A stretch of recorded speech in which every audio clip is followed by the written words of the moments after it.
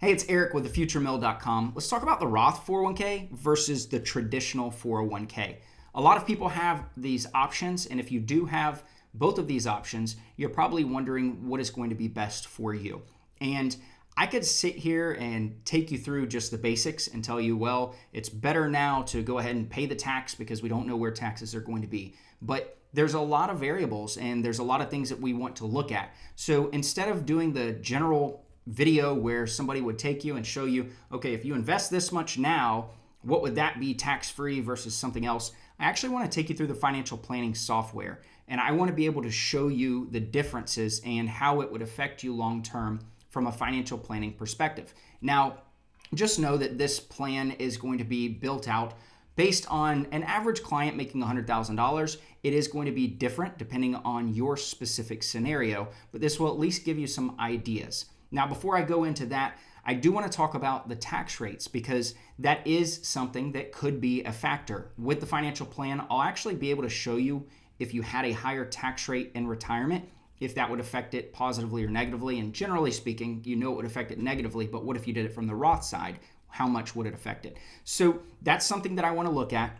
And also what I want to do is break down for you what a Roth 401k is versus a traditional, because some people don't know. If you do know, you can go ahead because I have the chapters below. You can skip ahead and skip that part. But for the Roth 401k versus the traditional, just know that a Roth 401k is going to be after-tax money. So if you make $100,000 and your taxable income is $100,000 and you put $15,000 into your Roth 401k, it is going to look as though you still made $100,000 to the government. You are going to have to pay taxes on that full amount. The nice thing about the Roth 401k is that money will grow tax-free. So once you put it in the Roth 401k, it's going to continue to grow tax-free for the rest of your life. And then when you go to withdraw that money, you will not have to pay any taxes on the money that you put in because you already paid taxes. Plus the money you gain from the growth, you're not going to have to pay taxes on that as well. So that's the benefit of the Roth 401k. The traditional 401k is what most people have, and the way it works is it's tax deferred. So how this is going to work is if you made $100,000 and you put $15,000 into your traditional 401k, it is only going to show as though you made $85,000. The reason for that is because what it is doing is deferring the tax. So you're going to get to save not $15,000 in tax, but you're going to get to save whatever your tax bracket is on that $15,000. So just to keep it super simple, let's just say that you were paying 10% in taxes. If you were paying 10% in taxes on $15,000, that would save you $1,500 in tax. So the way this is going to work is you're going to put your money into the traditional 401k. You are going to save the taxes on that $15,000.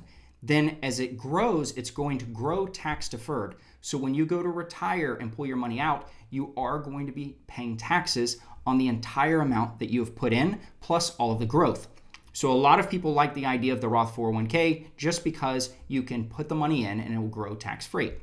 Now, one big catch that you have to be very careful with and know is that when you put your money in the Roth 401k or in the traditional 401k, you are oftentimes going to have an employer match. The match is always going to go in the tax deferred side or that traditional 401k side. It is never going to go in the Roth side. The reason for that is it would have to be shown as income for you.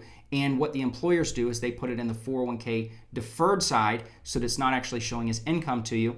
And instead it's going to be deferred. So just to kind of give you an idea of how that's going to work. But let's go ahead and take a look at this software and we'll go through this. To start with, if you've watched any of the other videos where I've done planning, I usually use Elon Musk as my client. Now, this isn't the real Elon Musk because obviously he's a billionaire, and this Elon Musk is only 31 years old. But if we go over here, we're going to start with a zero net worth. So Elon Musk is 31. He is just now starting saving money. And what we're going to look at is Elon wants to retire at 67 years old. He wants $4,000 a month to spend during retirement. Now, as far as his income goes, he's making $100,000 per year annually, and that's going to increase. So if we're actually looking at this, it's going to increase every year by 3%. Now, when it comes to Elon, his savings, Elon is putting 15% into his 401k. Now, this is the traditional 401k, so it's all going to be deferred. And then he's going to also have a 7% match. So that is exactly what he is doing. And his current expenses are $4,000. So we're going to take this, and if you look here, the proposed plan gives you one number and the current plan gives you another. Now, what's interesting is the current plan is because the money is showing it is not invested. What we're going to do is invest this money in a growth portfolio. So with a growth portfolio, the proposed plan is saying that he's going to have a 92% probability of success. What this does is it runs 1,000 scenarios through a Monte Carlo simulation. That's what it's called. And if you look here, it actually will give you a chart to give you an idea of the world's best stock market, the world's worst, and it'll find that median line in between. So if we're looking here, probability of success is 92%. He would have $766,277 remaining at the end of his plan. That means at 90 years old is when this plan ends. He would die and leave $766,277 to his beneficiaries. Now, this is in future dollars. So if we change this back to today's dollars, what that means is he's going to actually leave $4,255,443. So don't let that confuse you, those numbers alone. What that means is we're calculating in inflation in this plan, because that's one of the things that a lot of people aren't taking into consideration when they're looking at the Roth versus the traditional and all the other factors that come into play. So this right here is telling you that he's going to have $4,255,000, but that's actually only $766,000 in future dollars because of inflation. That's how much that money is going to be eaten up. Now, this plan takes into consideration a 3% inflation rate, but the government likes to look at inflation and try to keep it at 2%. Now, right this second, that is definitely not the case that's happening. So I would say that it's all going to depend. I like to err on the side of caution, and I'm going to go ahead and keep a 3% inflation rate for this plan. So if we're looking at what he's doing, it looks like he is on track for retirement. He has a 92% probability of success. What I want to do is I want to go through this plan, and I'm going to update it. So what I'm going to do here is go over to his savings, and I'm going to take his Roth 401k and put the 15%, and then I am going to save the 7% that is the match. That will go tax deferred, and then remove the 401k here. So if I do this, give me just a second to update this.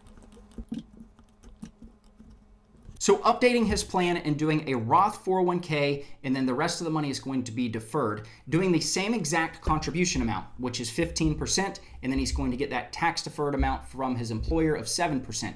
Now, the big thing about this is I want to run another scenario here in a minute to adjust everything to show you, because he is actually going to be paying a lot more in taxes. Some people want to either put the money in the deferred account and save the money now in taxes, or they want to put it in the Roth account. But if they're putting it in the Roth account, they may not have as much money to put in there because their tax bill is going to be higher. So right this second, we're looking at apples to apples when it comes to this. And I would say that it's a given, since he's saving just as much money, that it's going to be higher. So if we're looking here, let's go back to his retirement and look. It looks as though, if this would go ahead and load, 96% probability of success. That's going to increase his probability of success by 4%. Now he has $5,243,000 and some change. Now future dollars, again, that's going to drop this down quite a bit. So remember, he had $766,000 and some change in future dollars. Now he's got $944,000. That gives you one take at it. But remember what I said, he is going to have to pay taxes on all of the money that is going to go into his Roth 401k. So if we look here at his tax rates, he is going to fall in the 22% tax bracket, making between $80,000 and $171,000. What that means is he is going to pay 22% on that $15,000 that he's putting into the Roth 401k. Now, if he were to do the tax deferred side, he's going to save 22% on that $15,000 that he is putting away. So what that ends up coming to is $3,300. So what I want to look at is, yes, he could save the money and do the tax deferred side, but we already know that his probability of success is 92%. What if he were to actually look at things and put it in the Roth 401k, and let's go ahead and reduce the amount that he's going to contribute to his Roth by $3,300. So let me go ahead and jump in there and take care of that. All right, I've got this reduced to 11.7%. Now let's go ahead and take a look at the retirement plan and see exactly how this has been affected. Remember, we were at 92% probability of success. If we defer the money, we are at 93%. Now, what's interesting, though, is looking at this, is we have less money. We have $3,862,000 remaining at the end of the plan. The other plan had just over $4 million.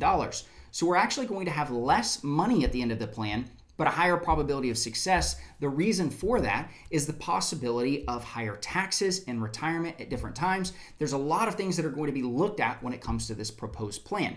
So it's super cool to see that it increases on one side, but it's actually going to leave you less money on the other side.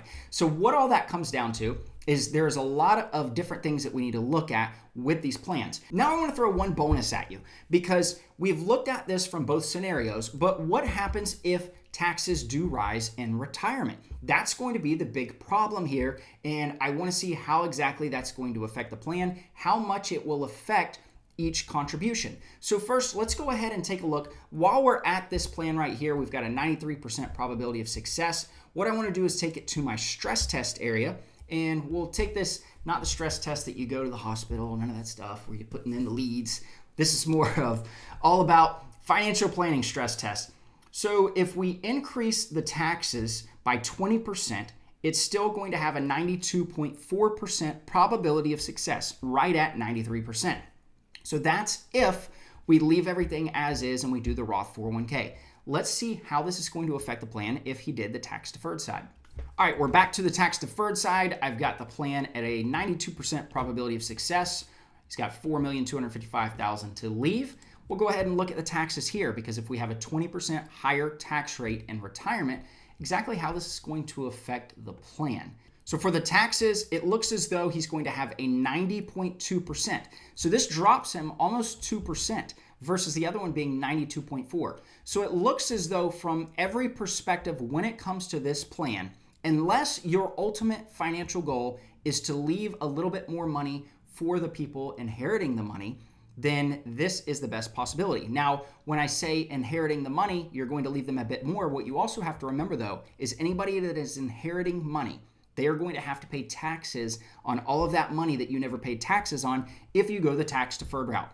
So personally, I like the Roth 401k option the best, though you do have to weigh a lot of the odds and you've got to really look at the fact of the matter is, do you want to pay the taxes now or do you want to pay the taxes later? I will tell you that I have yet to meet one person that is retired and withdrawing money from their retirement accounts that I work with that has not complained about having to pay taxes. They hate paying taxes. They say they've paid enough during their life, but they didn't have the option to do the Roth 401k. Remember, it didn't come out until 2006. So those are some options for you. If you like this video, please be sure to like and subscribe. If you have questions when it comes to retirement planning, investments, whether you have $0 to start or you have $1 million, you can go to thefuturemill.com. You can book a call or select one of the subscriptions and get started. Thank you so much for watching.